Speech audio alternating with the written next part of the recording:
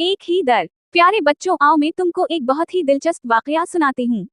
हजरत उम्र फारूक रजी अल्लाह अन्हा के पोते सालिम रहमा अल्लाह एक मर्तबा खाना काबा में तशरीफ लाए। मुताफ खाना काबा के आसपास का वो हिस्सा जिसमें खाना काबा का तवाफ किया जाता है, में आपकी मुलाकात वक्त के बादशाह हश्शाम बिन अबद उल मलिक से हुई। हश्शाम ने सलाम के बाद अर्ज किया, हजरत, कोई जरूरत हो तो हुक्म फरमाइए ताकि मैं आपकी खिदमत कर सकूं।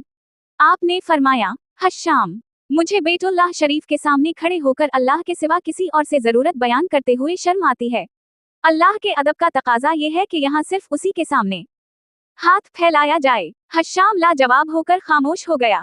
तकदीर से जब आप हरम शरीफ से बाहर निकले तो हश्शाम भी एन उसी वक्त बाहर निकला। आपको देखकर करीब आया और कहने लगा, हजरत, अब फरमाइए कि मैं आपकी क्या खिदमत कर सकता हूँ।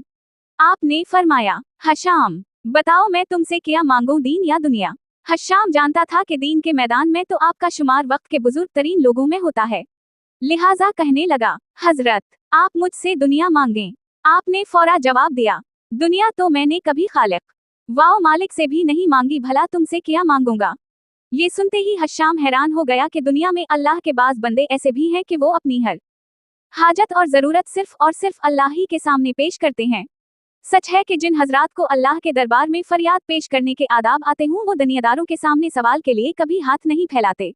फायदा, हमें भी उन बुजुर्गों के तरीके पर चलना चाहिए और जब हमें किसी चीज की जरूरत हो तो सबसे पहले नमाज पढ़कर अल्लाह से दुआ मांगें और फिर इसके बाद वालिदैन से अदब के साथ दरखास्त करें। अगर मुनासिब होगा तो वो जरूर दे देंगे।